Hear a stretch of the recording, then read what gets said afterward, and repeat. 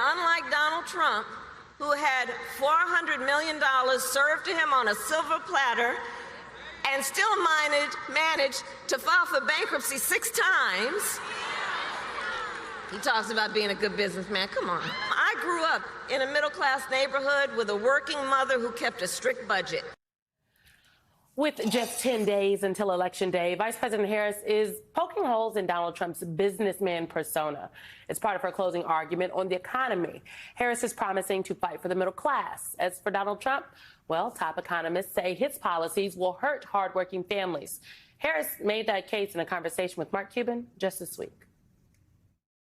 I've known Donald Trump 25 years. He used to be okay on trade policy, but over the last 25 years, he's just lost it. I don't think he pays attention to the details, and you can't be president of the United States Unless you pay attention to the details. Yeah, that's fine if he wants to, just give speeches in random places for random reasons, but to talk about such significant policy like tariffs, much less foreign policy, he is applying a machete when a scalpel is what's necessary. Whole conversation was a very eloquent drag. Billionaire entrepreneur Mark Cuban joins us now. He's the co-founder of the public benefit corporation, Cost Plus Drugs.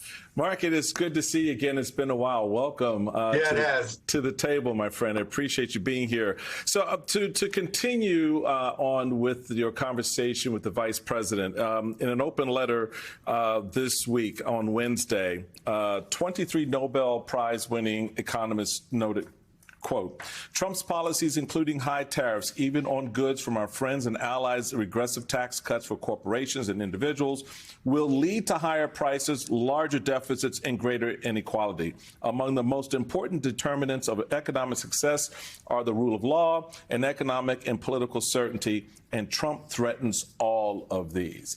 That is part of the detail that goes into being president and understanding the connective tissue between a policy and the outcome. Talk to us a little bit about what you're finding as Americans out there, and I've heard you speaking rather eloquently on this point. Americans still feel a little bit of drag in this economy. And in pockets and sectors, it hasn't quite caught up.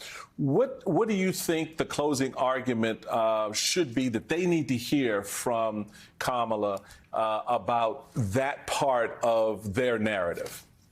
So a couple things. One, not everybody experiences the economy equally. A lot of people are doing really well right now. We see that in the numbers, but some people are still struggling.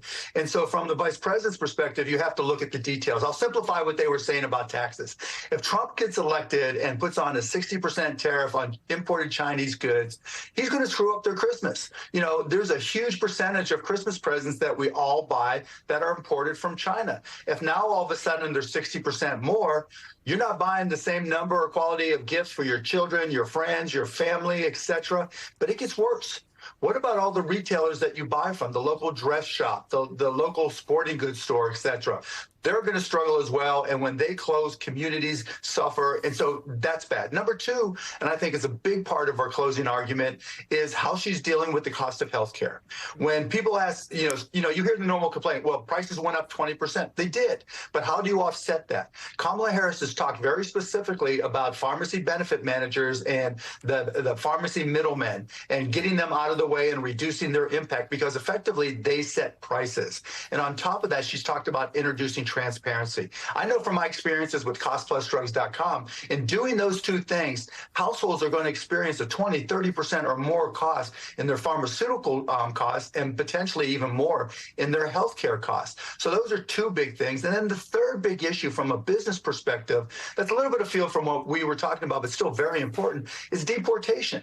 When you have mass deportations, the only way you're going to get there is walking up to the manager at a restaurant, asking for their I-9s, which is the form you fill out to determine the immigration status of your employees, asking for a list of all your employees, wanting to know their social security number, their phone numbers, and where they live, and then going to their homes and, knocking on their door and walking through the house to see who's there. We're setting up checkpoints in front of the restaurant to see, who's legal and who's not.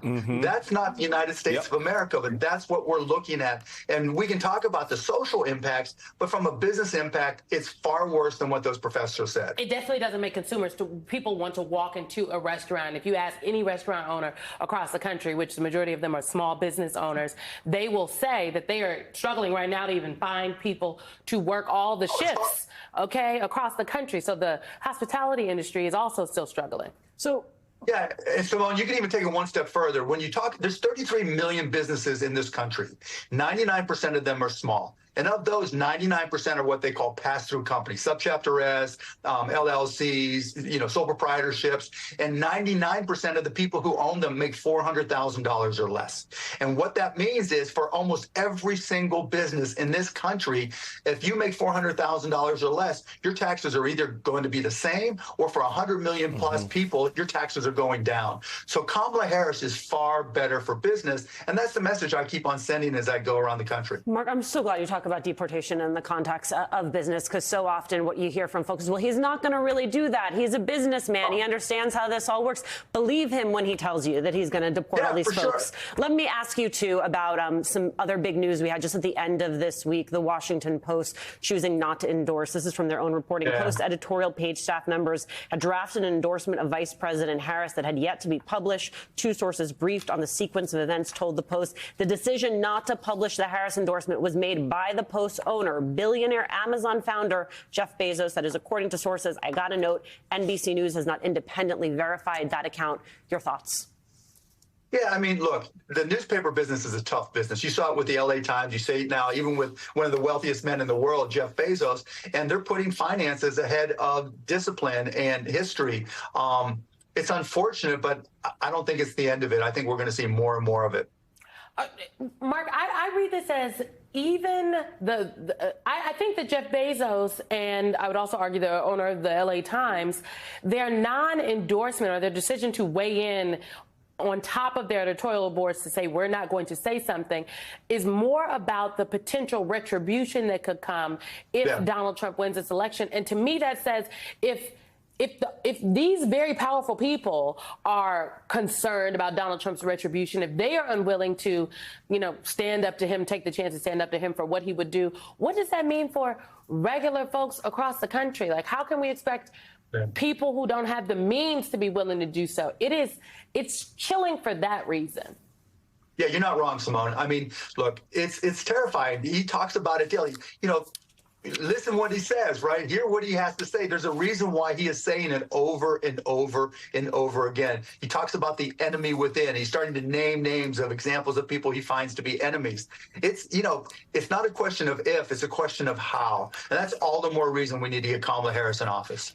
So on that note, Mark, as a continuing example of Simone's point about the chilling effect that Donald Trump is having on not just our nation's politics, but on our business and business leaders, you have the New York Times headlines from Tuesday noting Jamie Dimon privately supports Kamala Harris. He just won't say so. Headline again, Bill Gates privately says he has backed Harris with $50 million donation. What does that say to you? I mean, you've always been, and I've been a big admirer of yours for a long time, because you're a guy who's just like calls the balls and strikes. You're out on the front lines. You're not hiding in a corner, sort of, taking your cards and putting them in your pocket and not showing people. Talk about why this time in our history, particularly given the threat that ostensibly everyone sees in front of them, more and more individuals in positions of power and leadership shirk from that opportunity to draw that bright line saying, this is who we are, this far and no further. I mean, why, if you're gonna make a $50 million donation, just say, hey, baby, I'm giving her $50 million because she's gonna keep my businesses open. She's gonna be good for our economy, and she's not going to lock anybody up. Right. So, you guys talked a little bit earlier about the formerly shy Trump supporters, how you didn't really hear from them. And when you didn't hear from them, it made sense to feel comfortable to speak up about Joe Biden or whoever. Right. Now, those Trump supporters have been emboldened by Elon Musk on Twitter. I mean, everybody has something to say if you're a Trump supporter. And if you go onto Twitter, they're just going to torch you if you said anything positive. And I think because Twitter is a foundational source of information for media, I think that creates fear for the Jamie Dimons of the world, the Bill Gates of the world. Because look, there's going to be millions of people on Twitter. I see it every day whenever I say anything positive, and I don't mind the trolls. That's just part of the deal. They don't bother me. But for a lot of people who have ongoing businesses, if all of a sudden the trolls on Twitter, who knows how many, are starting to tear apart your company, tear apart you personally, that's a lot. And it's far more difficult for a lot of people to deal with that. And it goes to the heart of the polls and everything else. You talked about, women not letting their husbands know. I have people come up to me every day saying, thank you so much for speaking out. I can't do it. I really appreciate it. But, I'm afraid of, what my family or friends or others might feel. And it's now the Trump voter who is loud and denigrates people online and has no problem, creating a hard time for anybody. Mark, you are clearly being deployed by the campaign to persuade those voters that are left to persuade. When you talk to them, whether it is in person, on podcasts, what are you finding to be the most persuasive closing argument? Most recently, deportation, because people, didn't want to believe that he would do something like that. And now he's talking more and more about it. When he talks about the enemy within, when he has signs behind him saying mass deport, when Stephen Miller is being more emboldened to speak out, it's starting to resonate with people. And I'm trying, like we talked earlier, I'm trying to convert that into business terms, into cultural terms, into community terms. I asked an immigration lawyer, I was like, look, tell me, are there examples of grandparents who have been here 20, 30 years that are still undocumented? Why are they still undocumented? Well, because they were afraid then. Now they're terrified. She's getting people coming up to her as an attorney asking, what should they do? They're afraid they're going to be sent home, even though they may have American kids, American grandkids. It doesn't matter. People are terrified. Business people, like Simone, you talked about restaurants. Business people are terrified as well that, if the people they hire are going to be legal, but if their parents, their grandparents, their aunts, their uncles, their nieces, their nephews are not documented, are they going to be able to go to work? Are they going to have to move? How are they going to deal with that? That's just terrifying people. And I've now been in Pittsburgh and from Pittsburgh, I've talked to some folks. I got an email actually from somebody who's a Polish American saying the Polish community is now gaining behind Vice President Harris because of support for Ukraine. Because if Ukraine is taken over by Russia, Poland is next, and they know, and they have relatives there, and they're starting to really be afraid that, if that happens, things are going to change for their families. To that last point about deportation, I just have one point to make. So when Donald Trump starts rounding up everybody and deporting them, I'm hoping MAGA has their 18-year-old son ready to go, go to those fields and cut those lawns, because somebody's got to do it. Yeah, because Donald Trump's going to send his kid too. Yeah, exactly. Mark, I've been screaming my head off about this, but I know it sounds different coming from you. Mark Cuban, thank you so much for joining The Weekend. Thanks.